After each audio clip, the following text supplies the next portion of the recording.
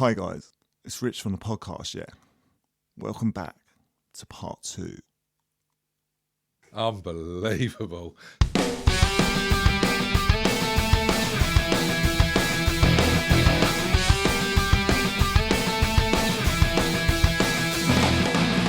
Hey Space Cadets and Airheads, welcome to Season 3 of Not 40 Just Blank.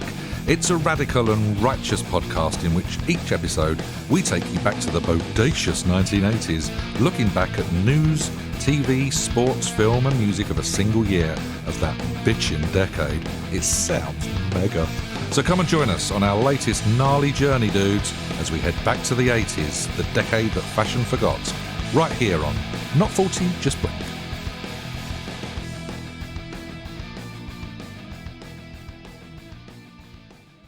Right, gents, we move away from the small screen and we move to the big screen with our top 3 films. You know the score by now. 3, 2, 1, then we'll do some honourable mentions and we'll all be home in time for tea. So, Reynolds. Yeah. Let's start with you, my man. What were your films like of 86? Yeah, it was okay. It was okay. Weren't bad. Watched a few of them this week.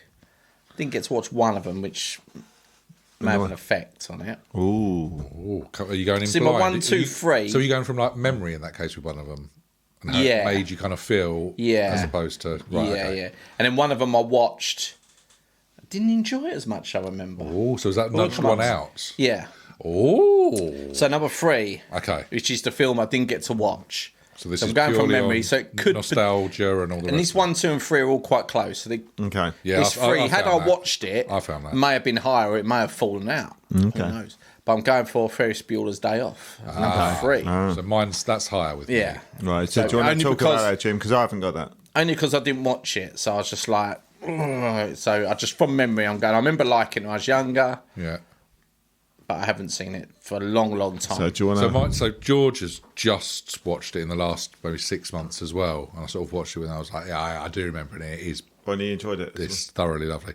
Yeah, because it's that kind of bunking off school anyway, isn't it? And sort of the cool kid gets smart, outwits teacher, does all the thing, has a nerdy friend, brings him out of his shell, gets the girl, has an amazing day, and gets away with it, which is the nice bit at the end. So I just really And like it breaks the film. fourth wall, doesn't it? Which does, which it's always not very chatting. often they did that in the Always days. chatting to That must the have been one of the camera and first films that done that, I remember, really. Breaking what? The fourth breaks wall, the you know, fourth wall. You know when the character talks to the camera as Oh, though you're right, talking to yeah, the people of at course, home. Kind yeah. of thing. Okay. So it's that whole, Yeah. But yeah, it's lovely. Like the crazy teacher that's stalking him is really good, and then even his secretary's like a nice little character as well, where she's kind of almost rooting for the kid to outwit it and stuff. It's just lovely, and Broderick really pulls it. I was going to say pulls it off, but you know what I mean. Yeah, no, I remember liking I'm treading it. fine It'd ground. be a bit with more you two this sensible in evening, aren't I? films for some But reason. but it's like it's like he was everyone that we wanted to be probably at school. Maybe a couple of years down the line, maybe not at 8 or 9. But Nah, yeah. 10, 11, 12, and you're thinking, if I could get away with it, I'd Yeah, it made 100% do it. bunking school like be cool, didn't it? Yeah, I mean, to be fair, they got to drive a Ferrari as well and take part in an entire parade. So Yeah. Although they reverse it off a cliff and that. No? they do. Is But it you off know, the cliff? It's in I thought it was in his dad's... It's in the garage, and then they try and reverse it to get the that's mileage back, which doesn't work anyway. and it goes right through the glass. And and goes goes right right on down a cliff into the- edge, and I think Yeah, it goes up a cliff. It goes is into it? like a valley more than a cliff, but yeah, it's like woodland and stuff.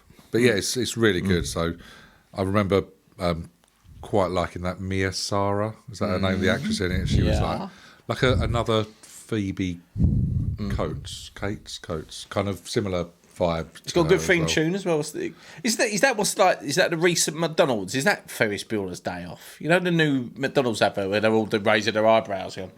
Oh, I Is that think I know the Ferris one you Bueller? mean. It might be. Is that the theme tune to that? Dun, dun, dun, dun, dun, dun, and they'll like raise their eyebrows and that. Okay. It might well Get be. the thing that's Ferris Bueller. I think we might have to isn't it? watch that as well. Yeah, I think you're right though. But it's just a banging little tune, isn't it? So it's the line that I wrote down. The line that the lady says, like the receptionist or his assistant. Oh, he's very popular, Ed. Do you remember her? The sportos, the motorheads, the geeks, the sluts, the bloods, the wastoids, the dweebies, the dickheads. They all adore him. They think he's a righteous dude. Yeah. And I was like, Yes. I'd quite like to be Ferris Bueller. Yeah. Something It to is aspire good. to. It is a good film. But yeah, that's my number I one. wish I'd have watched it again, but I didn't get a chance. It still kind of stacks up. A lot of these are dated, obviously. Yeah. But it still kind of stacks up. It's nice when you get one up over the authority, isn't it? So yeah, that's my number one. Cool. So that's 3.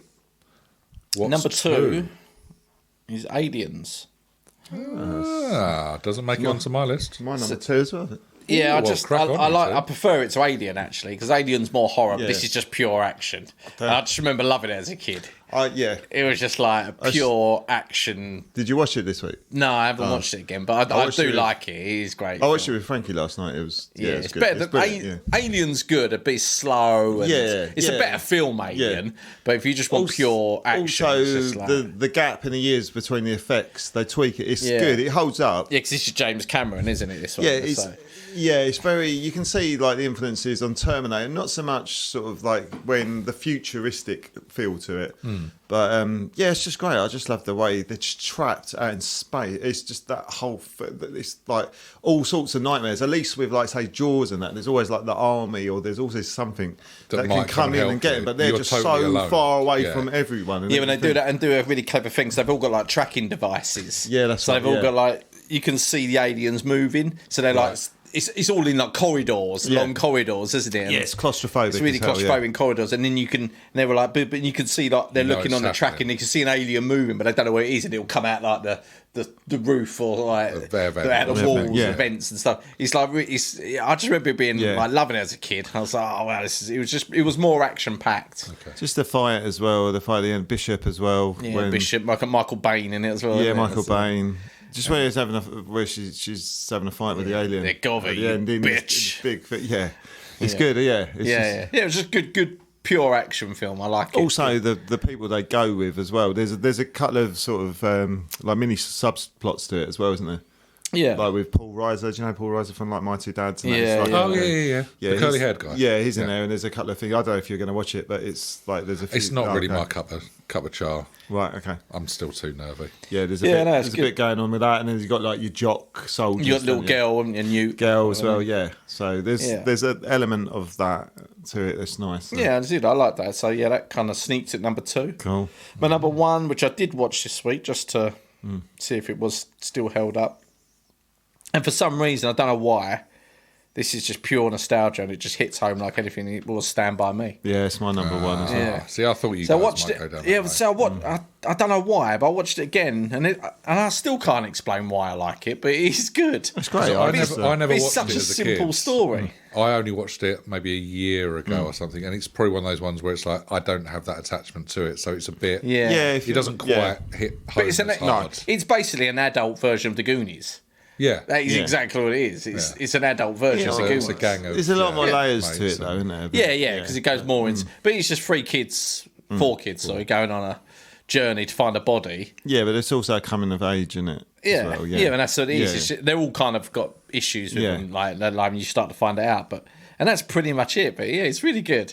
I really liked it. Yeah, I like it as well. And the little roles from John Cusack as well. John Cusack, Kiefer Sutherland. Yeah, I didn't realise he was in it. Yeah, John Cusack's his So it's a big old cast and stuff. So yeah, no. See another Stephen King short. And I was saying to Claire the other day, it's like Stephen King short stories, all like major films, whereas his big books ones don't ever make it really.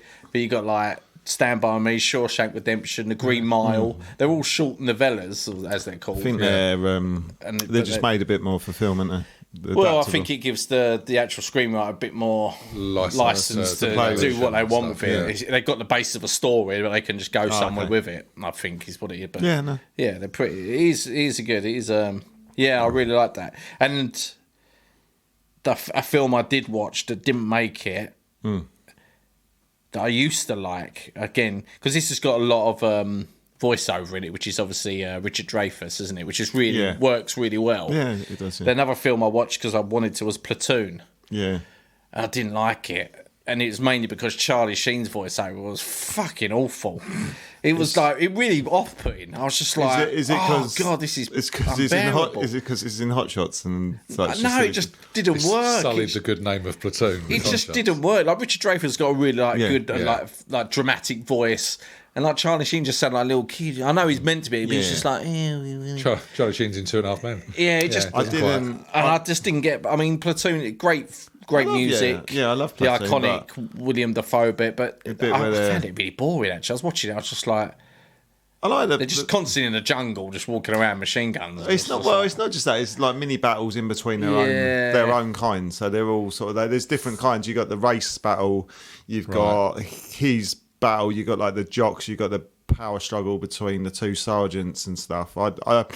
I really like it, but I just can't bring myself. The reason why it's not in my top 3 is because I couldn't bring myself to watch another war film. Yeah, I think war films is watched them and done now. I remember liking it. I used to watch it a lot when I was younger. But Johnny Depp's in it a little bit, isn't he? Yeah, so it's a couple of. I just think there is better war films now. There's so many to choose from, isn't there? That's the problem. It's up against. I think it was the best at its time. Is the best. I think for.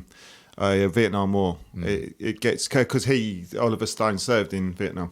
Yeah. So he brings the different sort of touch to it. So this is the first of his trilogy, wasn't it? I think as well. Wasn't it? Yes. My favourite scene actually in there is when they're all getting stoned to "The Tracks of My Tears" by Smokey Robinson. And they're all just all together, and they've got a bit of free time, and they're all letting loose, and they all bond. Forget about all the crap that's going on around. Well, because Charlie Sheen's a bit uptight.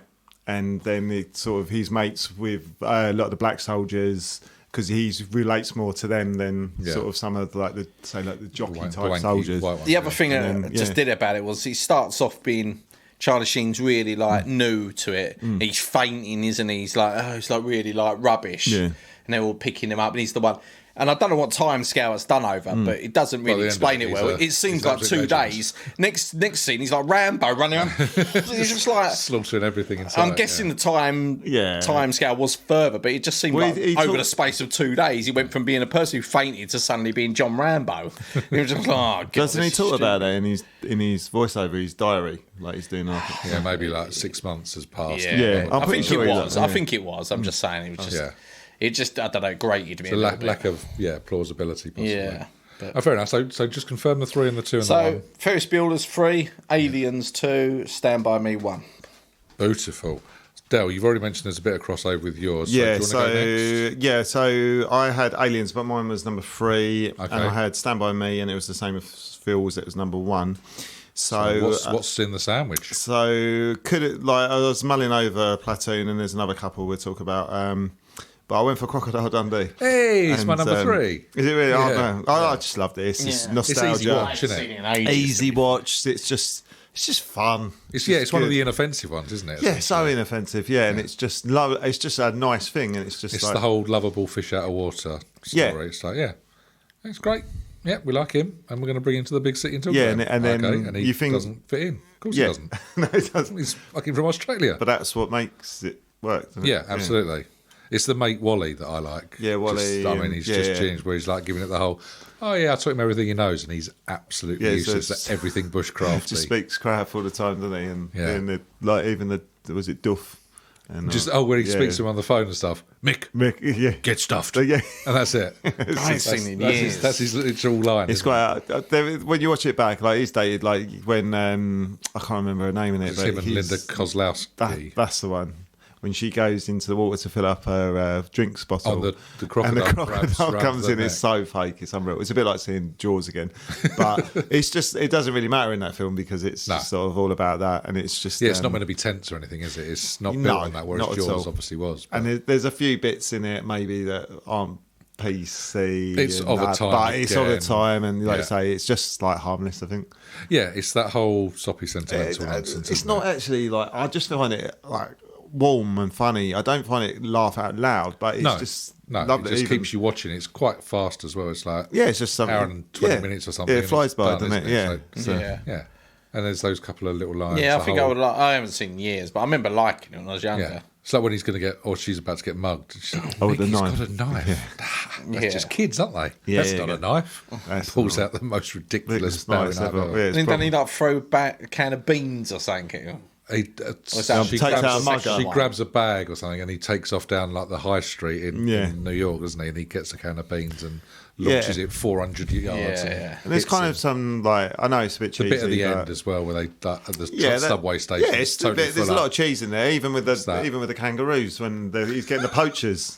So I love that as well. But it's cheesy as hell when he gets the guns and he's shooting pretending that it's because they're all drunk, aren't they? The poachers, and the poachers think the actual kangaroo shooting them. But so that's mine. It's a very silly film, good. but very good. Thoroughly enjoyed it as well, mate.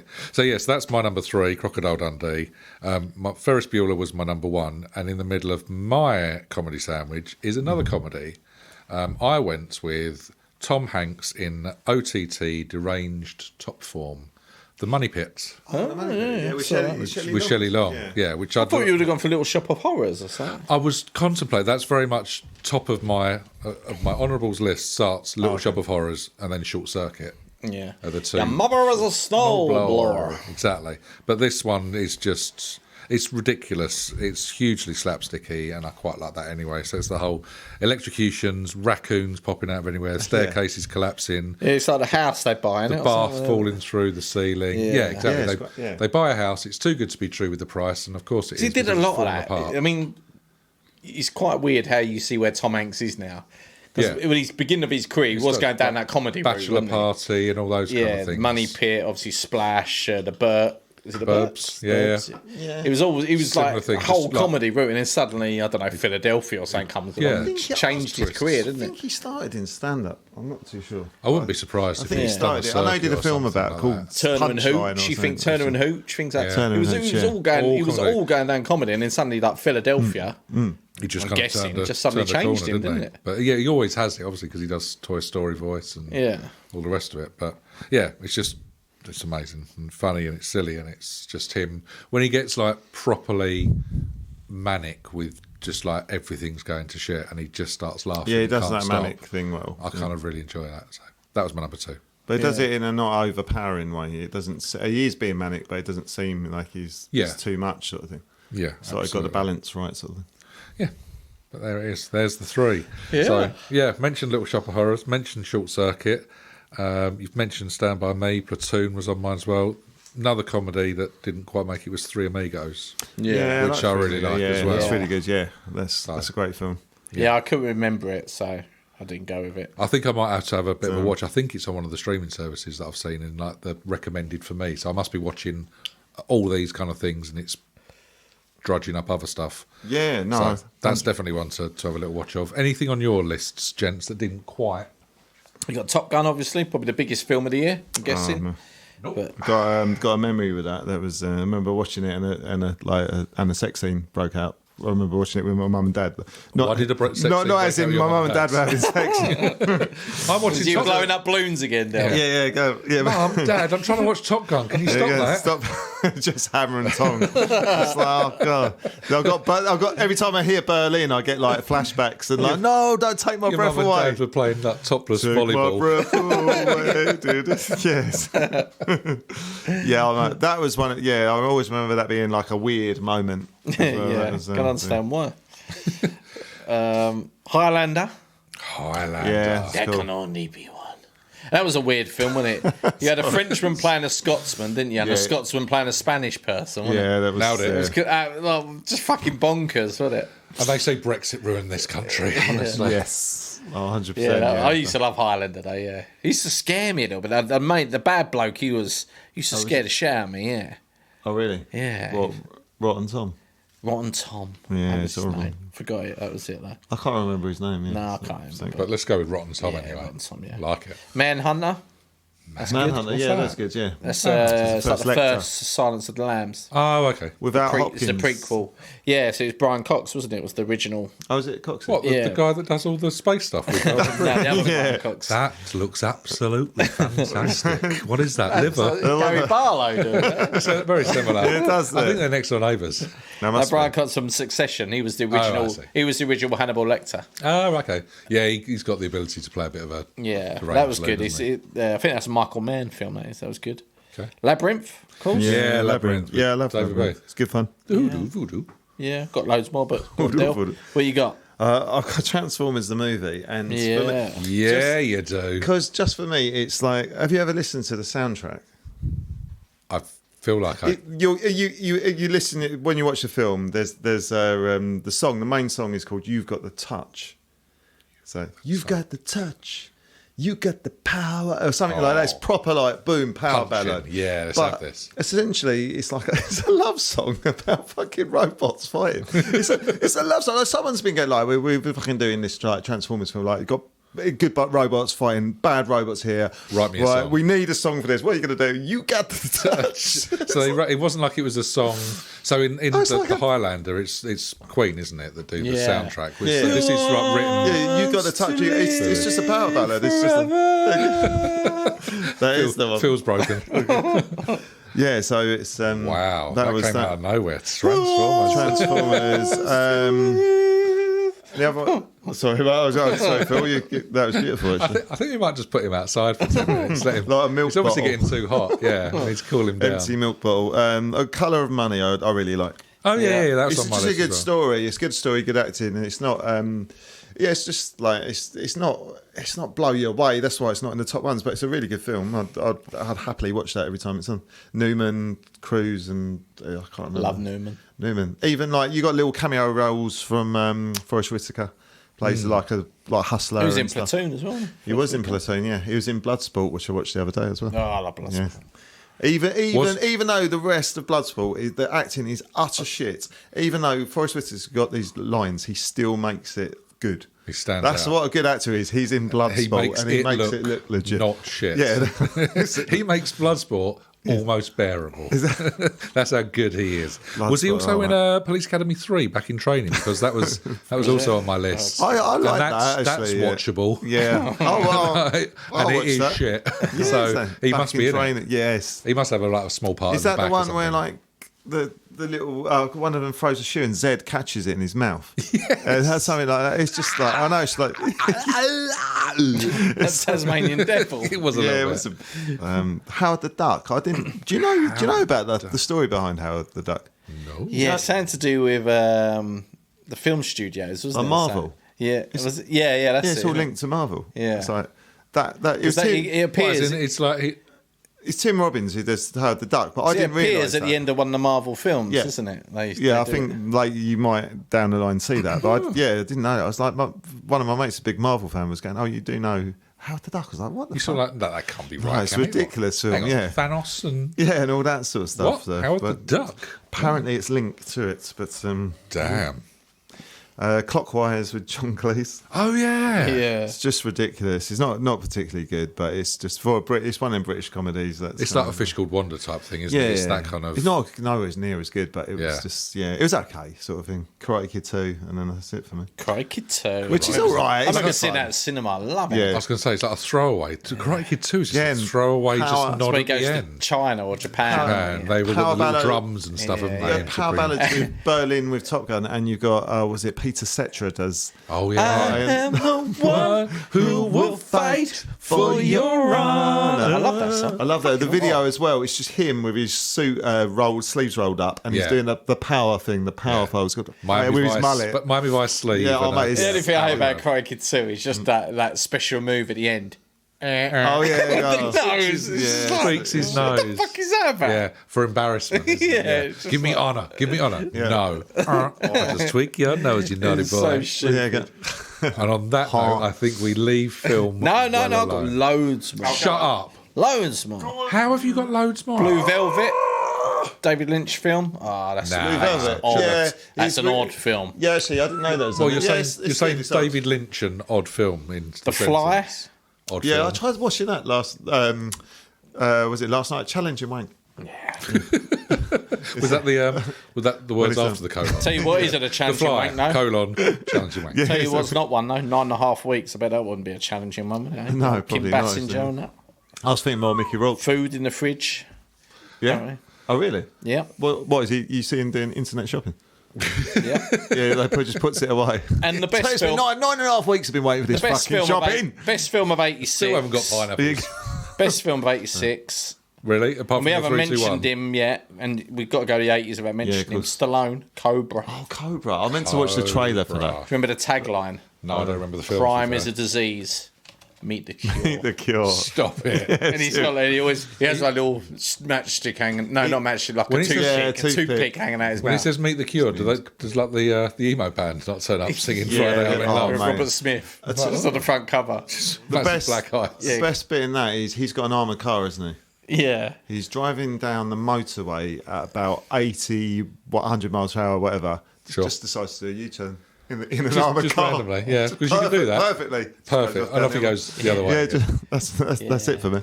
Great, like crime is a disease, and his gun has the Cobra on it as well, doesn't it? Yeah. It was an odd film, wasn't it? Yeah, I think he just made it just need to get with Bridget Nielsen, didn't he? Yeah. Or was that... Oh, no, it would have been Rocky 4, they probably... I think he met in Rocky 4 and then obviously became... And then I think they, obviously do this film together, don't they? But okay. Yeah. Are you saying that the love is real in the film? Could be a little bit of a sassy. A bit of muckiness. That's it, really. So you went with David Lynch and then Cobra to finish. Got to end on Stallone. Okay, that's fair enough. Not expecting you to watch the film, Jim, but just watch the trailer for Cobra. Oh, I'll happily give the trailer a go. I've got a minute. Did you watch the trailer for No Retreat, No Surrender? No, but I mean, I'll add it to the list. You have even in the break, so it's just awesome. Yeah. Okay. So well, in that case, let's grab a quick drink and I'll watch that trailer. Yeah. And we'll come back with some music. I'm Mariah, a dental hygienist and host of Mothership Podcast. Yeah, that's SHIT. This is a place of humor, release, and therapeutic conversations as we dissect the mothership of mom topics through suburban and homesteading eyes. I have a plethora of relatable, real, and hilarious conversations with some wonderful people. Check it out. Again, that's Mothership Podcast, SHIT, wherever you get your podcasts. Right then, young fella, my lads, let's chat music, shall we? I found this a bit more challenging than the films, I won't lie. Me too. But let's see what Richie D's got for us first. 3, 2, 1s, please, Richie, of the music. Right, so I've got one. I'm not too sure if there could be a dodgy one. Controversy. So, You're not too sure if you want it, or no, I'm not too sure if you'll allow me to have it, and there's two reasons why. Two reasons why. One. Number one, it's a best of. I mean, it's on shaky ground already, but... And number two, it was released in 1996. That might be one of the reasons we have a problem with it. Okay. I would have just led with it's a best of. And then, why 96? How have you got it so wrong? Well, I thought it was 86. I was just like, this is a banging album. And then it's like best of maximum rate. No, it's like this in the 80s. It's the best of like Fine Young Cannibals, but it was just like the for me, it's a banging album, but not from 1986. I mean, I would have probably let the best of go. Yeah, but the fact that it's 10 years later, I think we have to probably say no to that or, one. Or the Fine Young Cannibals. Do you have a replacement? I do have a replacement. Thank goodness, and we're back on track. I went a bit harsh on them early in the decade, and I didn't really sort of some of their other albums. I didn't really give a chance, but I thought, you know what, I'll give it a chance. And it actually very pleasantly surprised. And it was, I went back for the Smiths, The Queen is Dead. I thought you might have this. And this is a really good album, actually. There's some of the songs in there. This is their big one, though, isn't it? Yeah, it's great, though. It's like, but some of the, like, frankly, Mr. Shankly, some of the songs that you wouldn't as Some Girls Are Bigger Than Others. It's just like, you wouldn't be able to have this song now. Some girls' mothers are bigger than other girls' mothers. It's just like lines like that. It's like, actually, Cemetery Gates. There's an upbeat song called Cemetery Gates, and it works for some reason. Big Mouth Strikes Again, another one, big one. Yeah. The Boy with a Thorn in His Side. Yes, really good. That's a upbeat one. And A Light That Never Goes. Yeah, it's really good. I really enjoyed it. There's 3 really good tunes on it. I remember that, but it never made it quite for me. So. Well, I was wrestling over this in REM, and boy, I just thought this one had. And there's some bits in it. The guitar is very actually countryfied. And I just thought, I actually really like this. So that's my number 3 anyway. Nice. So all my 3 ones I was really sort of pleased with, actually. Number 2, I was especially pleased with the Fine Young Cannibals. You couldn't believe he crammed them in there. Yeah, no. Well, number 2 is Crowded House. Lovely. That makes an honourable mention list for me as well. Again, this was like another one I could pretty much play all the way through. So again, big ones off there is Don't Dream It's Over, Something So Strong, World Where You Live. Which I always thought was Larry Sifri. Yeah. No. And Something So Strong. I love that song. And mean to Me as well. That's so again, pretty much all these albums I could play all the way through it. But my number 1 is I forgot what a great album this was as well. Sort of, I could listen to this all day. I could listen to this all the way through. It's Graceland by Paul Simon. It's my number 2. Oh, yeah, number 2. Yeah, it's very good album. Yeah, I've loved it. I could never get into Paul Simon. No? I tried that album so many times. Even when you dressed up as Garfunkel in the showers. I don't know, it just doesn't do anything for me, Paul Simon. I know, I listened to this the other day as I was working. Yeah, I've tried it. I've tried it a couple of times. I thought, mate. It's always talked about as a great album, but yeah. But it just doesn't ever grab me. It wins the Grammy, doesn't it, the following year and stuff? Yeah, I thought it's just so experimental. It's just the fact of he's playing around. You can see he's playing around with stuff, but it's just the fact of he gets like the African choir in, or I can't remember. Lady Smith, Black Mambazo. That's right. They're really Boy in the Bubble, Graceland's a really good song. Yes. Diamonds on the Soles of Her Shoes is a great song. Call Me Out is amazing. I still love that. The lyrics even get me. That's the only song I like, really. No. And the video's amazing with Chevy Chase, like just sort of miming everything. But it's like, Gumbook is one of the ones with the African. And then Homeless is the other one, isn't it? Yeah. So I quite like Under the African Sky as well. I could play it again. That's the first one, isn't it? But if you'll be really my bodyguard, I will be your long lost pal. You can. What a line! Was it? I can call you Betty. Betty, when you call me, you can call me Al. I can't remember. I've got it. I'll call you whatever you want. It's bang on. So it's lovely. Yeah. I don't know what it means, but it's beautiful. Whatever it is, the way you. I think it means I've got your back, you got mine.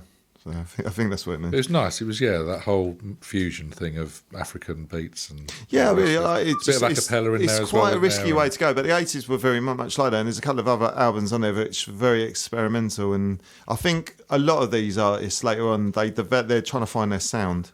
Yeah, because this was his 7th album, so he'd already got quite a he kind of knew catalogue anyway. Really? Because he'd broken up with obviously Mr. Garfunkel, and he'd gone through divorce with Carrie Fisher, hadn't he, as well? So I think he was sort of just looking for something new and fresh. And it was totally different. Like I say, it's really good. But that's all my 1, 2, 3s. Lovely stuff. Something for everyone. Mr. Reynolds, can you better that? Only by 1. Oh, well, in that case, because my 3 and 2 are exactly the same as Dell's. In that order as well. Yeah, Smith's Queen is Dead. I did again, same as we mocked him a little bit earlier on, but this is actually quite a good album of theirs. Yeah, because I've got the best of the Smiths, and I like them as a best of, but their albums have been a bit hit and miss. But a lot of their good hits are on this one, so that was a good one. So that was my number 3, and number 2 was also Crowded House, their debut album. Indeed. Again. Yeah, I thought it was really. Yeah, he's good. And number 1. Let's have a guess, shall we, Del? Is obviously Del just knocked him out, but he's Life to Its Passion by R.E.M. What a shock! Now this is my. Why don't you tell us about R.E.M.? This is one of my favourite albums of theirs. Anyway, you say this every week. He does, doesn't he? No, but this one is my top. No, but this one really is. Yeah, this one is probably my top 3 of their albums. Oh, really? Mm-hmm. Yeah. Okay, so explain. Yeah, it's just this was like the start. This was the start of the change, really, for them. Yeah, so they went for the jingly jangly, a bit mumbling, stipey, a bit not really understanding what he's doing. And this is like probably the start of them becoming the stadium tour R.E.M. band, big band that we're going to be. They bring the drums forward. Yeah. Stipe's voice is clear. I think he had a falling out with the producer because the producer was like, "No, we want to hear what you're saying."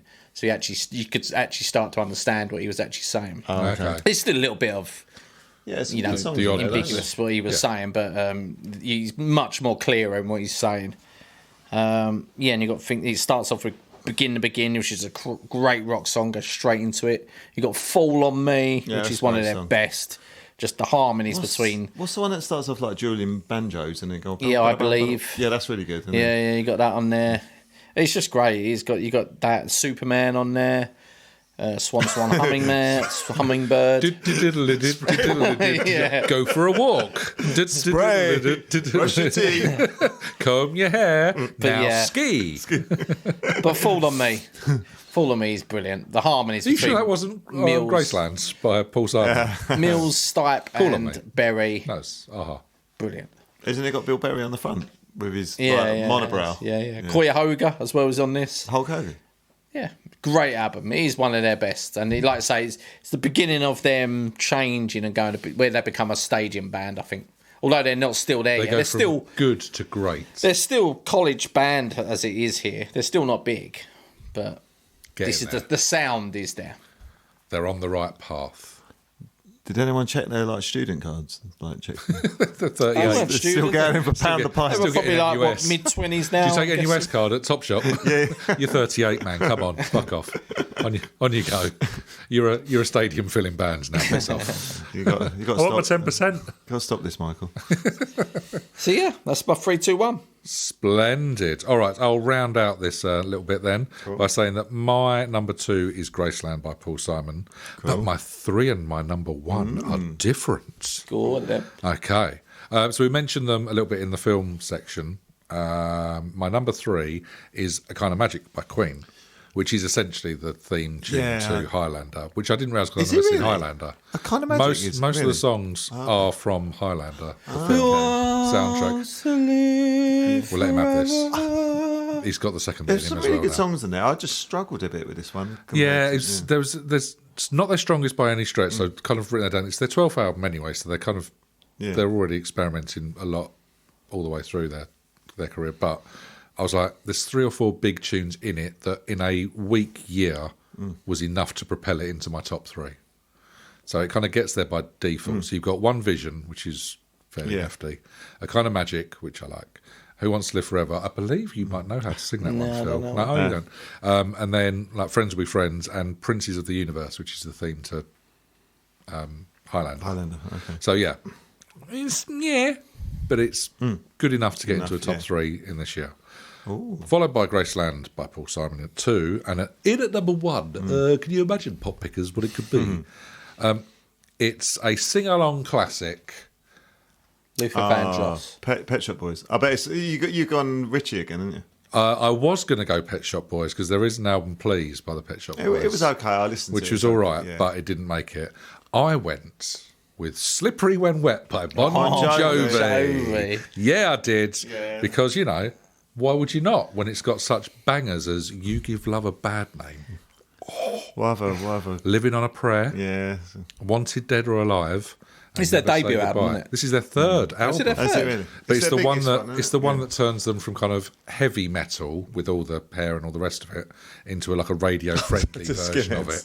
Into skinheads. They just stomping people down and all the rest of it. But yeah, it was like that kind of sing along nonsense. It's just got fond memories from nights out. Slippery When Wet. And an amazing title album. So it basically makes it just for the title alone, I think. Yeah. No, it's cool. I've kind of wanted to always like Bon Jovi, but I could never get into them. No, there's not enough. But again, with those 4, I was not until Faith comes along. Oh yeah, but to be fair, the Young Guns soundtrack, Young Guns 2, as well. Young Guns 2. No? That's very good as well. So Wanted Dead or Alive, which they take off this one. Oh, is it? There we go. So yeah, I should have gone. Honourable mentions. I've got Crowded House down. And I've got Please by the Pet Shop Boys, which I mentioned. I've also got a couple of others. Dancing on the Ceiling, which you kind of alluded to, Mr. Reynolds. That was by old Lionel Richie. The Final Countdown by Europe, just for one song. Just for that song. Just for one song. That's got to be in the single, isn't it? Revenge by the Eurythmics, because I quite like the Eurythmics anyway. And True Blue by Madonna was out this year. Oh, okay. What else have you chaps got? Go, mate. I've only got one. That was Beastie Boys, Licence to Ill. Yes. Yeah, I like that. I like Beastie Boys, but I don't think I could do an album of them. That was, it did my head in. So I mean, they're a bit samey, aren't they? I like some of their songs. I'm like, this is good, but this is a whole album of them going off. I don't think I could do it, but... Yeah, it's because I think... I'm not sure, but I think the first Salt and Pepper album was out this year as well. Yeah, it was, And it's like, again, I can listen to certain I tried tracks, to listen to it, and then... it's just not enough to keep you going, is it? Not really, mate. I'll tell you what I did listen to.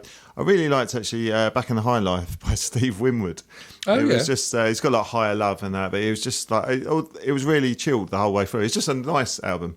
It wasn't particularly blow you away, sort of stick in the memory, but I just thought it was quite a nice album. Is Bruce Hornsby in the Range out this year as well, I think? That's next year, I think. Is it next one? Yeah. What's that? What's their big song?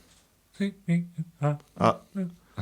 that's all right. The House Martins had an album. It's got Happy Hour and that. That was nice. It was a good album, actually. London Neil Holford. Yes, that's it, mate. You can kind of see how they're going to go down the line when he gets into Beautiful South and stuff. But I really like Happy Hour, and there's a couple of songs that sounds very similar. Was the Caravan of Love on that one or not? No, it wasn't. Later on. If it was, it would be right up there. I really like a couple of songs off the Pretenders album. One of the songs I'd earmarked it for my funeral was for keep it light. Yeah. No, but it's just like one of them songs, you just like, oh yeah, I quite like that, but I don't like I'll fucking know. What's it called then? It's Don't Get Me Wrong. Oh, nice, yeah. I like that. I really like that song. And the Bangles one I actually listened to, and that wasn't too bad. I was going to have a go at that. What, Eternal Flame? No, that's not on it. You've got Walk Like an Egyptian, Manic Monday, but some of the other songs around. Again, it was just quite nice to listen to. It wasn't like blow you away, but it was all right. Yeah. Van Morrison, same. It was all right to listen to, but it's a bit like background lift music. It was like, it's okay. So yeah, there you go. Anything more? You mentioned it. The only other one that I totally forgot was the Communards as well, and I really like the Communards. Oh, really? Okay. Well, bit of Jimmy. What one's what? Don't leave me this way. Don't leave me this way.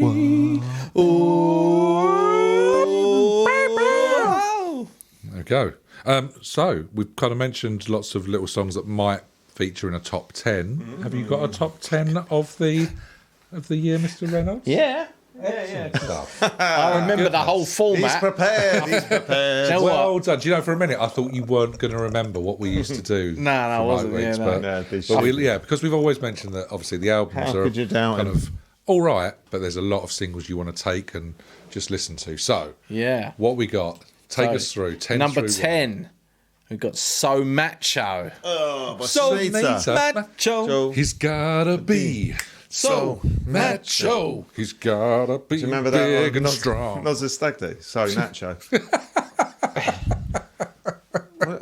Old Peanuts himself. Yeah. He never doesn't get a mention, does he? What with the sit-up trick? And he had. Oh, I mean that's one for a. It's more of a visual thing. Yeah. Leave it as that. Dale was quite up for doing the visual film. He really was, but I feel after no. At number 9, let's keep it PG. Big song for film. Take My Breath Away. Berlin. Berlin. Love that. This always reminds me of Phoenix Nights. Do you remember they did the quiz nights? Oh, okay. Yeah. And it's like name that tune. Oh. And he's on the stage, and then they play the thing, and I think they've got to guess what the next line is, and he goes. And then the music stops and everyone goes, take my breath away. The whole room's done. Write the answer down. They all just like that. That's right. It's so good. Yeah. Name of the song. Take my breath away. Yes, got it. Number 8, Papa Don't Preach by Madonna. Ooh. Yes, about her favourite Indian restaurants. Don't preach.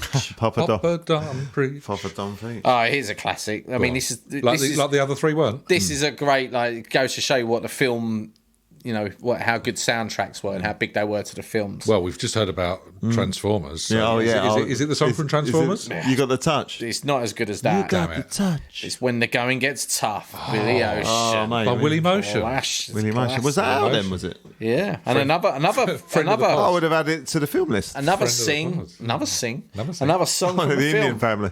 Lady in Red, Krista Burr. Oh, really? Good Lord. That kind of depressing. That guy was just, it was, wasn't it? 100%. It's like he's having like Never seen you shine so bright. I might have slashed my wrist to this one. It's like he's wanking and crying at the same time. Yeah, he's cranking. Lady. I love you. It was weird when he about to get the restraining order. Did he have the kind of face that had fallen down? He looks a little bit like Andrew Lloyd Webber, but shorter. Yeah, he's odd, wasn't he? I mean, I'm not one to say, but he had weird eyebrow. He had really big eyebrows. He's probably the first person I remember being on Top of the Pops and watching it, and he was terrible in, dark grey suit. Wasn't he in a boy band with John Merrick? The Elephant Men, yeah. With their song Trunk Call. Yeah. I'm not Uptown Trunk. Yes, please. Uptown Trunk won't give it to you. Or the Peanuts. Get us back on track, Reynolds. Number 5 then. Chain Reaction, Diana Ross. Oh, that's filthy, that song. Yeah. Who are the backing singers? Can you hit me? Who are the famous... The Supremes. The Supremes? No. Presumably. Famous men boy band. Four Really? Tops. From Manchester. Take that. No. Imagine about 11 years old, aren't they, at this point? They moved to Australia. Come on, giving you more clues. From Manchester? Moved to Australia? They were born in Manchester. They moved to Australia, and then they moved back. They came back. They were big in the 60s. They come through all the decades. And they even had some hits in the 80s. But they Frankie Valli. No, it's like... God, how do we know nothing about music? They're like sort of... The sounds like a bit like a monkey. Their surname sounds a bit like a monkey. A shortened version. The Monkeys. No, go on, tell us. The Bee Gees. Get in the middle of... Here's the thing. When you went from Manchester, I'm trying to rack my head for a real Manchester thing. I thought you'd say take that. But were they backing it or did they write the song? They wrote it and they did the backing vocals as well. You can hear them when you go, but it's filthy. You make me tremble when your hand moves slow. I was like, stop it. Steady on, Diana. You're on top of the pops here, love. Yeah, you're 60 years old. At least back then. She's always been 60. She's about 114. I think she might be the new Highlander. Yeah. Imagine that. Just gets decapitated on top of the pops. Some bloke just comes down, really scary one. What was his name again, Del? Chris Lambert. No, I don't know. He called him something. It was Tommy. Yeah. Tommy Dickfingers. Come down. Tom Ruffles. Rotten Tommy. Yeah, Rotten Tommy. Rotten Tom. Just says I'm the only one and... There can only be one. No, I'm the only one. I'm the only one. That's the wonderful thing about Tiggers, I believe. Talking about There Can Only Be One, Living Doll by Cliff Richard and the Young Ones. Yeah. That's great. Well, they were great. They were great, yeah. I don't know this song. So someone will have to sing this one. I Want to Wake Up With You, Boris Gardner. Oh, I know. Do you really want me to do this? Yeah, go on. I want to wake up with you. Well, that was the third best song of the year. Up with you. Really? Throughout the nights. I mean, this is worrying as well. Hold you tight. This is worrying. I've never heard that song. No, never heard of that. That was number 3. But number 2, how some of these were behind this number 2 is baffling. Okay. Every Loser Wins by Nick Berry. Oh, really? Fuck yeah. Really? Wow. Does that mean we forgot that EastEnders had really doing well in the charts? Yeah, they would have been. Yeah, they would have been right up there. Yeah, 85 it wasn't it? Yeah. So would that have been after the Dirty Den thing? And Dirty Den. Did Dirty Den have an album? Leslie Grantham. I think Dirty Den was about 87, 88 when that happened. Oh, was it?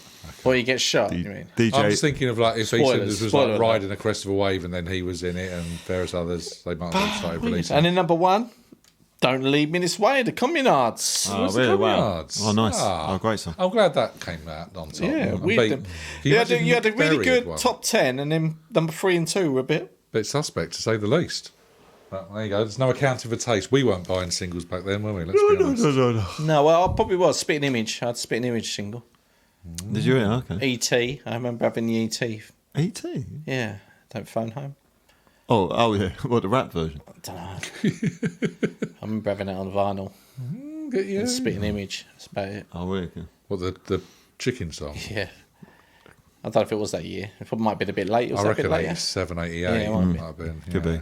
That's like one of my first.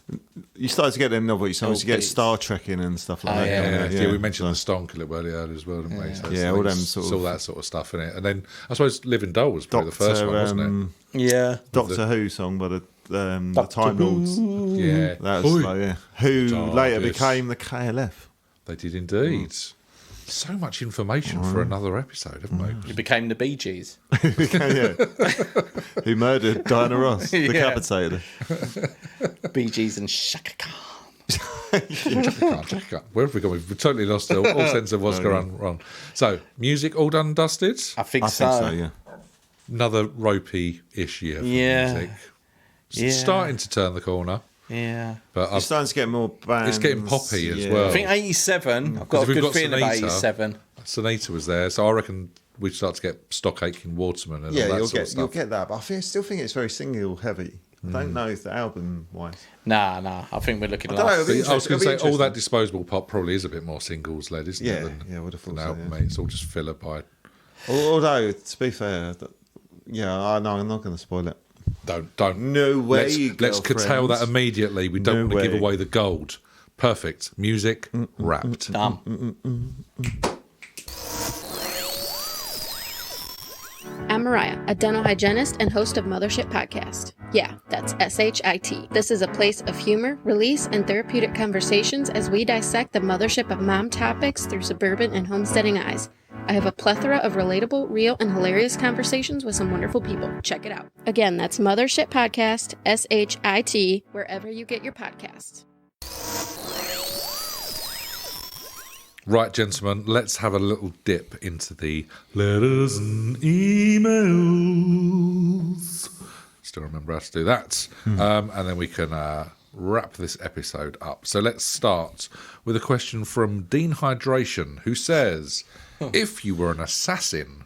Ooh, look at Phil just perking up his little Lee Harvey Oswald, I'm thinking. Oh, your favourite assassin. If you were an assassin, how would you take down a man like Noel Edmonds? So, you are our experts in all things murdery, for better or worse. How would you take down a man like Noel Edmonds as an assassin, Mr. Reynolds? That's easy. What's your method? Oh, really? I'd be Will Carling for the day. What, ex-England international You just decided to be Will Carling Just for to the be day. Will Carling for the day. Yeah. What, are you going to get, made up? Or you just decided No, to be Will... I'm just Will Carling. Like I've done like a quantum leap into Will Carling. Like in Beetlejuice when they... Bill and Ted when they take over the I'll take you back to his first answer. Easy. And then quantum leap into Will Carling. Yep. Yeah, Will Carling. Sorry for coming. And I'm waiting for the him to do the gotcha on me from Noel's house party. Yeah. And then he's invited me into the studio. He thinks he's safe. He's done this prank on me. He thinks he's got the one up. He's got that little fucking cheesy Oscar, doesn't he? The gotcha that he's got for me. Is that where you're going to kill him? Yeah. And then like Candlestick, Cluedo does it. Club smack him around the head. Done. With it. So that would mean that there are multiple witnesses to the murder, and the point of an assassin is that you kind of get away with it, right? No, because I'm not doing it then and there. He's done the gotcha. Right. But then later in the scene, when he does the prosthetics and the glue, what's the gunk? The glue. Yeah. The glue. Yeah, the old glue tank. Mr. Blobby comes in with the Oscar, whacks him, but it's me as Will Carling, as Mr. Blobby. But then Blobby gets done. Does she do the old switcheroo? Yeah. Double switcheroo. He's in Will Carling. I've done the old... In Mr. Blobby. I've done the old handkerchief rehypnol on old Blobby. You know Blobby's not real. Yeah. In the back. Yeah. Jumped in the suit. Killed off Edmonds. And then obviously put him back in the suit. He gets done. So you leg it away. Will Carling goes on to win the... No. Come runner-up in 1990 World Cup. Rugby World Cup. Damn. I think it was 1990, 92 maybe. I have a bit of Diana as well. Shags has a bit of Diana. Perfect life. Perfect life. So you're sticking once you like quantum leap into Will Carling, treat yourself in there for all the extra bits that come with it.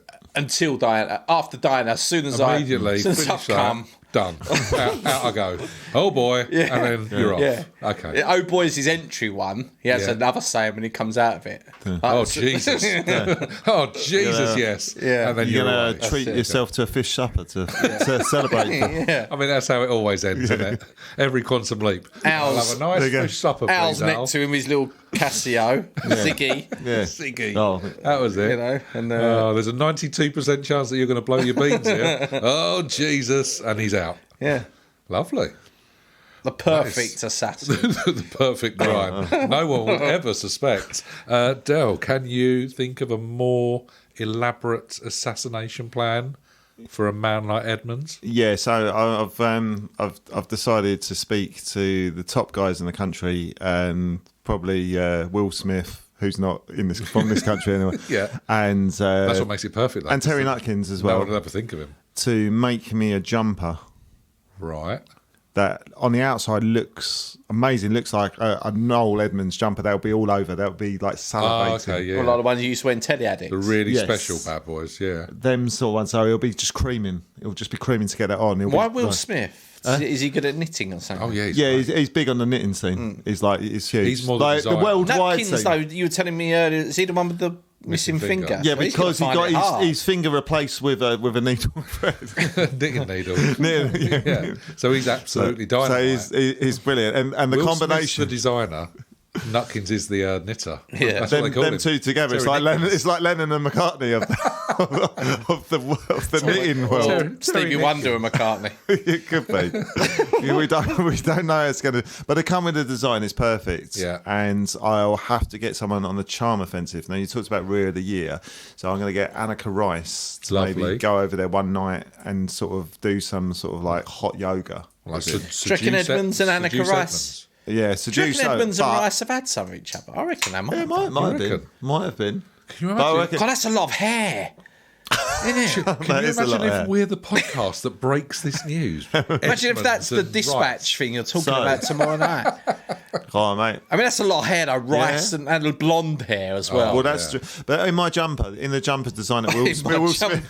Back to the jumper. Back to the jumper, guys. Will Smith and obviously Nutkins have designed for me. There's inner spikes. So what? Facing inwards? Facing inwards. Okay. So he could be in the middle or presenting teleaddicts, and I could be at home, and I've just got the button. Quick fire round, guys, I've got to make sure Will's got to get on that flight back to the New York. Yeah. And when he's in the air. Yeah, back to Bel Air. Very nice. And he gives me the signal. Yeah, he's in the Cotswolds. No, it doesn't matter with Nutkins, so no one expects him. That's true, and he lives in the wild anyway. Doesn't he, really? He's in the wild, really wild. He's really wild. He hunts them. He is like he's like a Tarzan. He's like the British Tarzan, isn't he? It's exactly what he is. He lives in like I don't know Pitsy Woods or something. Tomzan. Yeah, rotten Tomzan. And he gives me the signal. I press the button. Gets in. There's 3 different devices. So if the spikes fail, then it can go all poisony. If the worst case scenario, it unravels and it strangles him to death. What? Garroted by the whole jumper. The whole jumper unravels and it goes around his neck. Becomes like a garrote. So how are you doing that? Hoping the first one does. I've got a Tele Addicts remote control. So what are you doing? So the spikes are I go spikes. I want it to be quick because I kind of appreciate Edmonds' so it just pierces his heart. Bang, yeah, because he's we talked about it in the last episode. He's a dangerous man. So he's just bleeding out on telly. Yeah. Monday night, 8:30, BBC One. Edmonds bleeds out. Mate, but think of the viewers. Think of the viewing figures. Imagine that. Exactly. Maybe maybe I could sort of like give the little tip off to maybe the new. Why are we trying to kill Edmonds anyway? A man like Edmonds, but we all know. Well, no. In the previous episode, we talked about his killing skills. Like he would maul people and he would just take people out. So, we don't remember a lot of things. I don't remember. I'm only guessing that the listeners heard this and then just sort of like wanted to see this because it's threatening. They're probably worried for their own. You'll have to ask Dean Hydration, who wrote in. But I imagine he's listened to a previous episode, and as you say, Dale, picks up on the danger that the fear of Edmonds. Yeah. So let's get shot of him. So if we're and it would save us some. No, it wouldn't, because you got Steve. What's his name doing? Deal or no deal, wouldn't you? Steve. Yeah, what's his name's doing it, isn't he? Davis. Steve, what's his name? Steven Tyler. No. Who's the idiot who does catchphrase and all that? Stephen Mulhern. Yeah, he's doing deal or no deal. Really? Honestly. No, it's not. I don't know if we talked about it before. You know the box at the end of 7? Yeah. Like, has he got £250,000 in the box? That would be a lovely way to go. Yeah, that would be a good. Yeah. Blonde again? Yeah, true. A real crossover moment. It would be. 7. Mulhern, no. It'd be his or Annika Rice's. What one? Don't know. Ooh, it'd be like that. Is it a penny? Is it Noel Edmonds' head? Yeah. Deal or no deal? I'm going to open the box. I was going to say, we'll find out after the break. Yeah, keep them hanging on. Always keep them hanging on, as they tell us. What about you, Jimmy? Would you take them? I mean, I think you've covered the most obvious ways. I would probably do something, similar to appearing on like the house party or something like that.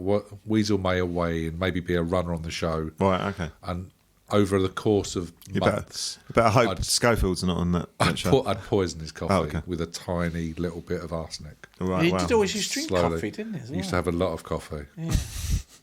And then maybe one day when he's flying his helicopter, he just crashes down into the North Sea. No one else hurt, clean, but effective. What if he was doing like Noel's Christmas presents though at the time? Do you know what? I'd go easy on him in November just to make sure that didn't happen, and then start again in earnest in January. We're looking to top him around Easter. That's what I'm thinking. Yeah. Yeah, you don't want to take him out at like when he's visiting a burns victim. Do you? Exactly. I mean, imagine that he crashes his bloody helicopter in Great Ormond Street or something. It'd be ghastly. Imagine the headlines. We don't need that. We don't need that in our lives.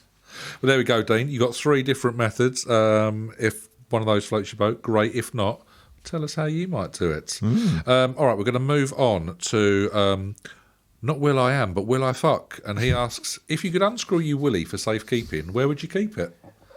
It's a great question. A great question. Because, as we know, blokes basically check their knob maybe 452 times a day, and it's just to check it hasn't fallen off. So if you could unscrew it and keep it somewhere, I think that would take away. But would you want to keep it in a place where you could still check it's there? That might be nice. Maybe a pocket. Like a glasses case. Just open it up. Give it a little clean with a cloth. Like little AirPods. Giving people eye contact on the train. You're shining your helmet. Really cleaning up your penis. I don't mind me, I'm just cleaning it up. Oh, it's another one. You get one of those little tiny kits that have got little brushes and stuff on it. And it's bloody cleaning his penis on the train again. Really get all around the nooks and crannies. Yeah, but you know on trains you got like the quiet carriage. Quiet. Stephen's cleaning his penis. No shining helmets. It's the obvious step, isn't it? No talking, no music, no conversations, no penis cleaning. What about you, Dale? Where would you unscrew your Willie and keep it for safekeeping? I would unscrew it and I'd glue it to my head. Oh, yeah. But no, Velcro it to my head. I don't want to glue it. So it's easily whip off and on a bit. Yeah, you know, people would see it though, wouldn't they? Oh yeah. Well, he's proud. Yeah, of it. but I'm proud of it. And like, you know, sometimes people put a pencil behind their ear. And then when I need it, what's that? Have you got a pencil I can borrow? No, sorry, that's my penis. Just Velcro it off. Yeah, so you'd be a dickhead. Oh yeah, a dickhead. Yeah. It's been said before. And now this I would truly be. Yeah. I could own it, and then no one would. Exactly. Yeah. Now it's not just you're a dickhead. But how you you just sellotaping it to you? No, Velcro. So a little patch of Velcro attached, and then one on the old chap. Or if I stole someone else's penis, I could put a penis either side of my head, like horns. Ooh. And like go kind of like. So you go from unicorn to like bullfighter. Yeah, and then I got someone with a cape. So you're stealing someone else's penises. No one said steal. Yeah. He said if I could have someone else's. There's no stealing involved. It's just like. Would you not loan Dello your unscrewed penis to fulfil a bullfighting fantasy? Mine would be. You're such a beast. Very well hidden in my gargoyle. I beg your pardon. In Labyrinth. Is that what you call your? Yeah, I'd have a gargoyle. You just have a gargoyle. You'd like twist the head, right? And then my penis would be hidden. Actually. So is that somewhere on your roof? No, it's in my bedroom. Oh, sure. Just got a little gargoyle on my desktop. Actually, I like a bird of prey. Yeah, I'd like to have a big bird of prey glove, and then the bird of prey. He's got my penis, and he flies off, and he can go off somewhere safe, and my penis into the woods. I'm hoping he doesn't eat it. I was going to say you'd have to have a lot of trust in it. I'll feed him before. Obviously. So does that mean to lure him back, you have to get a smaller penis on a bit of rope, and then swing it around for the? You have to get one of them. One of them fleshlights. Or one of those little tiny willies that you get on like stag doos or hen doos. Just a little tiny willy straw on a big. But they get clever, and they're not having that. So I have to go. You've only got a couple of opportunities to get that right. To fake them, So we've got one trapped in a gargoyle inside of a bedroom. So you sort of check it before you leave the house, like keys, wallet, willy. Yeah. No, damn it, into the gargoyle, retrieve, attach you back on. And when I need it for like. Good times. Sexual activity or something. Just, twist the gargoyle's head, out it comes. That's what they say. Twist the gargoyle's head, out it comes. Would you let your wives have it for safekeeping? Like in their purse or something? No, bloody their handbag. I'll live with you. I think Jenny's had my penis and testicles in her handbag for about 15 years now. I don't think I've seen it. Yeah. Someone's had it for safekeeping for quite some time, since the kids were born. What do you do, Jim? Would you... I don't think I need to do anything. No, it's literally not a danger to anyone at the minute. Yeah. It's decommissioned. Or because it unscrews, maybe you could have like a knob hanger. You know, where you unscrew your penis and then you screw it on to and then you put your coat over the top. That's interesting. So then your coat hangs on your penis. So could you have little novelty knobs as well? Novelty knobs. That's a great shop. That's the website we should all open. Novelty knobs. New from Mattel Playthings. That's interesting. So it could be like I tell you where I'd do it. Like hide it in plain sight. As you come down the stairs, you got the banisters. Yeah. You got the newel post. I'd actually exchange one of the little knobs on the end of that. Oh, that's good. For a pinky ponkles.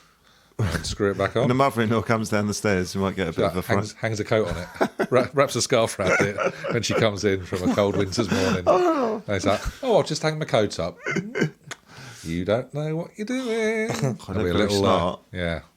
I'd have to paint it bright white in gloss. But, it's one of those things. It's beautiful, mate. Hide it in plain sight. That's the clue, I think. Well, there you go, Will. 3, again, very disparate ideas, but all valid, methinks. Right, I've got one from Karen Balloon. She says, apart from a super hench Dame Judi Dench and Bill Cosby, who would you want as celebrity parents? So those two are out the running. Mm-hmm. You got 2 celebrities. I'm assuming we can have... you've got the option to have an all-male, all-female, or... Yeah. All celebrity parents. Mr. Reynolds. That's a big one. So it doesn't have to be a couple as such, but you can make them as a couple. Exactly. So they can be like adopted parents. They can be foster. I think I'd want Costner as my dad. Oh, lovely buttocks. Yeah. Great so buttocks. I could stare at him and just go, I'm going to look like you one day. Even though we're nothing to do with genetics. It's really freaked out. Do you know why? Because I'm going to cut your face off and wear it as a mask. Dad. Jenny, can you get my agent? Yeah, I want to be out of this film. Get me the fuck out of it. So, all right, Costner is your daddy issue. Yeah. And what about is it a mother, or are we going for a second daddy? No, I'm going traditional. Traditional family makeup, okay. So who gets to live their life as Costner's... I'm going to go for a bit of continental, cosmopolitan. Go Sophia Loren. Oh, yeah, I think she'd be a good... Italians, they're good. They're very family based. They are. She you're should right. be like... she's nurturing. Yeah, very caring. Are they taking you to the park as well, Phil? Oh, always. Imagine Costner pushing on the swings. Yeah. Oh, God, you'd nearly go over, wouldn't you? All right, Richie D, how about you? Who's your celebrity parents? I'll go with Eric Bristow. Ooh. And Pat Butcher. Interesting. Almost the same person.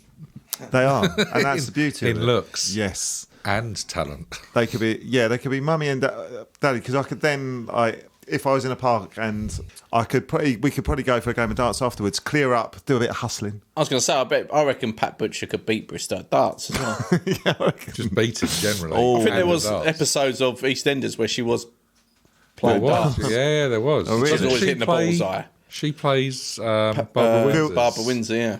Oh, did she? Okay. Yeah, I think so. And she gets bullseye. Yeah, she does. She beats Phil the Power Taylor as well, didn't she? Oh, probably. Yeah. Oh, Phil. Oh, yeah. Go. Yeah, that's who I'd have, mate. Yeah, but because, like say, they can blend in to the same character. Sometimes you need maybe like Pat's not available for a parent-teacher consultation. Yes, and they want to talk to mum. Yes, Eric can turn up anyway. Look pop on a pair of earrings. And he's got such a good way with people. He really is. He's a lovely people person, isn't he, old Eric Bristow? Yeah. We know from meeting him. He'll smooth it out. Yes, exactly, mate. He's a big hugger, many years ago, didn't we? Lovely guy. Yeah, very nurturing. What about you, James? Well, that is a tough one. You think with all the time I've had to think, I'd have something. I'd probably go for... I'd actually have a real-life couple. I wouldn't mix and match from the world of... go on then. Oh, really? Who are you going with then? I'd have the Obamas. Okay. That's so boring. I'd have Barack and Michelle Obama. Oh, you'd be such a good kid, though. Yeah. That's so boring. I've been a bad boy all my life, Phil. Yeah. You know that. I've lived on the edge. But I'd like to feel a bit, extravagant and exotic. I mean, I'm from Basildon. Now I'm a Bahama. Basildon, Bahama. Flying in Air Force One. Hells yeah. Living the life I should be accustomed to. If you get to. And I've always felt like I should be. Yes, mate. But I'd never had. Ooh. I'm living my life vicariously. Yeah. Where would you go for? Where would you take them for the day? And in Bahamas. In the Bahamas. Michelle and Barack Obama in the Bahamas. Yeah, why not? Listening to a little bit of the Baha Men in the Bahamas with Michelle and Barack Obama. Delightful. Who let the dogs out? Phil did. Now go and bomb him. Done. Nice. There we go. That was Karen Balloon. Thank you, Karen. That is quite the question. Final one for this week, and it's from Inspector Touch My Balls. And he says, make up the worst regional detective series you can think of. So we kind of, in TV land, we touched on The Equalizer, who shouldn't have been able to catch anyone anyway. Yeah. Other weird ones. So this is regional detective. So, I mean, it's always funny to hear the West Country accent anyway. Yeah. So I think I'm going to go with, it's going to be called Colin Heaven, the detective from Devon. Oh, I like that. And Colin Heaven, the detective from Devon. And he just walks off the cliff because he's incredibly short-sighted and he doesn't see the cliffs coming. Wow. So every week he thinks he's about to solve the crime. Yeah. And he accidentally walks off the edge of a cliff only to for the baddie to escape his clutches. Yeah, that's a good one. There you go. That's me. Mr. Reynolds. I'm going to go something like, I'm just thinking mobility scooter. Because you love one. I'm just thinking as well, I always remember going to Whittam and it just being like the capital of mobility scooters. So I'm going to like detective... really branching out. He's gone all the way to Whittam. Going detective... 11 miles up the road, detective Reynolds. Whittam Wenzel. Whittam Wenzel? Yeah, and he's a detective in Whittam who just does all his crime caping.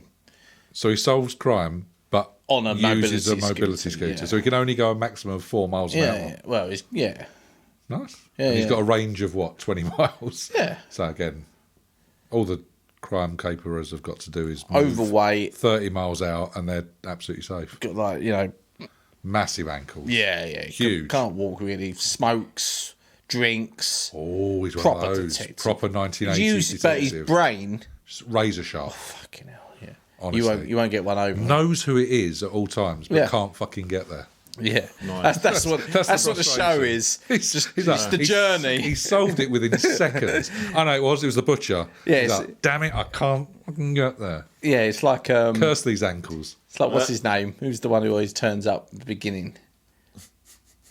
Yeah, just one more thing. Columbo. It's like Columbo, straight away, but it's all about the journey of him getting there. Mostly taking the bus. Yeah. Right. Okay, so who was that? That was Whittam Wednesday. Whittam Wendell. Whittam Wendell. Okay. Detective Whittam Wendell. Nice. Detective Whittam Wendell. Okay, Del, can you beat either of these soon-to-be number one rated TV shows? Right. So mine's just going to be called Bucktooth. Right. And it's going to be a Hull base. Sorry, Grimsby. Grimsby. Okay, Grimsby We're going further up. Kind of dreary bit. Yeah. Bit grey and overcast. Yeah, basically. Grimsby was voted the worst town in Britain. I think he was. No. I'm going to change his name. He's going to be called Mop. Mop, not Bucktooth. No, not Bucktooth. So he's Mop. cleaning up. Yeah, he's cleaning up. Cleaning up crime in Grimsby. Yeah, in Grimsby, yeah, because it's fucking rife. It's absolutely rotten. Yeah, it's oozing out of the. Big shout out to his name is that his nickname? Mop. Well, yeah, he's Inspector Mop. Inspector Mop. Maybe he's like Michael Opp. Yeah, Michael, and they go Mop. Yeah, it's nice. Yeah, Mop. What's Mop's hardest crime caper that he had to solve? There was someone had knocked over a bin.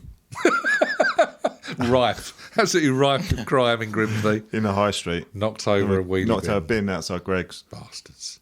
But he got there and he mops everything up, but he didn't have a mop. So he was he's actually physically got a mop. It's not just called mop. He's made out of mop. He's a mop. Oh, right. He's actually a mop. He's a mop with arms. It's a mop with arms and legs. He's incredibly thin, but with lovely shaggy hair. It sounds taking a turn. And then, but Mop, he's got his sidekick. He's Noel Edmonds again. He's got his sidekick Dusty, who's obviously of Dusty Bin. Yeah, or Dustpan and Brush, or Dust Dan. Dust, Dan, and B Rush. Rush, yeah. Brian Rush. Yeah, he's got his gang with him. Ian's brother. Yeah, and they come over. Oh, that'd be lovely. But it's not still helping them pick up the bin. No. So they're all fucked. They just chant and point, making it more and more difficult for Detective Mop to actually solve his crimes. Then the bad guy, Selinki, he comes in. He just picks them up and puts them back in the cupboards, and they're fucked. He just does whatever he wants. And locked cupboard. Yeah, in the end. Episode over. Yeah, it's delightful. Works for me. I would watch. Until Mrs. Claus one day comes with the keys. Green Claws. And so is this a TV show? What's it called? Mop. Is that it? Just called Mop. But Mop and Friends. That sounds more. That's very much a kids' TV There's different friends every week. Yeah. Mop and Friends. Yeah, exactly. Yeah. Solving crime in Grimsby. In Grimsby. Wow. Yeah.